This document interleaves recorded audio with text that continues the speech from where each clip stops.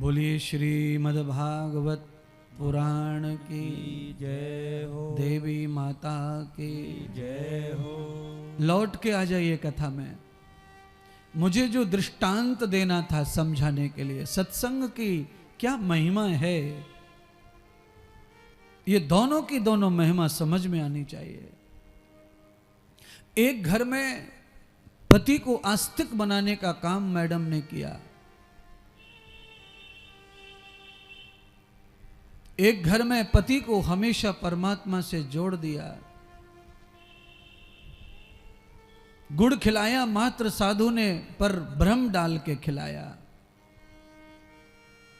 और वो गुड़ परम औषधि बन गया विश्वास के।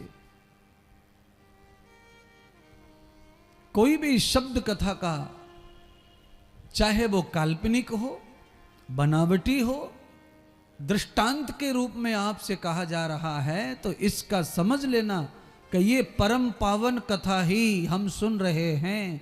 इससे हमारा उतना ही फायदा होगा जितना हम कथा के वाक्य से, किसी स्टोरी से करते हैं। कोई चरित्र जब हम गुनगुनाते हैं तो उसका लाभ कम नहीं मिलता है, भर भर के लाभ प्राप्त होता है। राजा जन्मजय ने सदगुरु भगवान श्री व्यास जी से पूछा। कार्तिकेय कह रहे हैं अगस्त मुनि को, सूत जी सौनक जी को कहते हैं। व्यास जी ने पुत्र को कहा, देखो वत्स, तुम्हारे पिता को मुक्ति तो हो चुकी है, पर फिर भी तुम्हारे मन में शंका पे शंका आ रही है।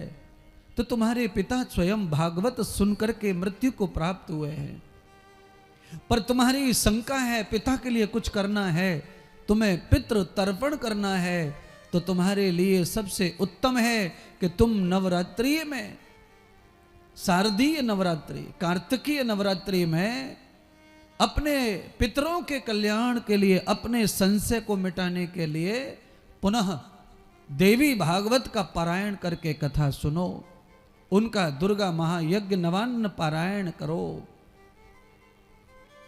जन्मजय ने कहा, दादाजी मुझे कौन कथा सुनाएगा और मेरा पारायण कौन करेगा? ये देवी भागवत किसने रची, आप ही बताओ। तो व्यास जी को तो ये कहना पड़ा, वत्स, देवी भागवत मैंने ही कथा सुनाई पहले और मैंने ही उसकी रचना की है। तो जन्मजय ने कहा, दादाजी आप मेरे दादा हैं, इस हेतु से आपसे बड़ा और कौन ज्ञानी होगा और कौन हितैषी होगा। बेटे से ज्यादा पोते पर लाड होता है दादा दादी का। लोग ऐसा कहते हैं कि मूल से ज्यादा ब्याज आदमी को लालच में डालती है, पुत्र से ज्यादा प्रपौत्र का लालच हो जाता है। तो दादाजी को मोह हो गया अपने वत्स उस पोते से। तो जन्मजय महाराज आज देवी भागवत परीक्षित जी के कल्याण के लिए, मुक्ति के संशय के लिए, अपने पुत्र से जो ऋण है पिता का, उससे मुक्त होने के लिए आज उन्होंने संकल्प धारण कर लिया कि मेरे पिता के आत्म कल्याण के लिए भगवती की शरणागति मेरे पिताश्री को प्राप्त हो। सांप के काटने का जो जीव को दोष लगता है, 7 पीढ़ियों तक वो दोष का निवारण हो, और पुत्र हूं मैं उनका, मेरा भी ऋण उतर जाए पितरों के साथ, मेरे पितरों का ऋण मैं ना चुका पाऊं, ऐसा ना हो। इसलिए हे भगवती माता जगदम्बा कृपा करो।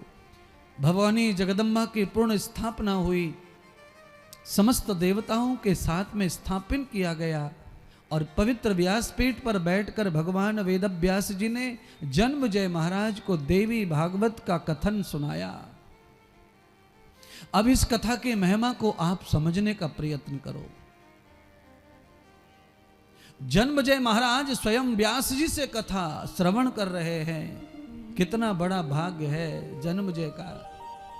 भाग्य ऐसे नहीं बनता है, भाग्य इसलिए बना क्योंकि वो परीक्षित का पुत्र है, और परीक्षित ने भगवान शिव को सुखदेव के रूप में, गुरुदेव के रूप में पाया और भागवत की कथा सुनी। जो निरंतर कथाओं से जुड़े हुए हैं उनको साक्षात व्यास जी जैसे ही भगवान गुरुदेव मिल जाते हैं कथा सुनाने के लिए, और उनको ये मौका मिलता है।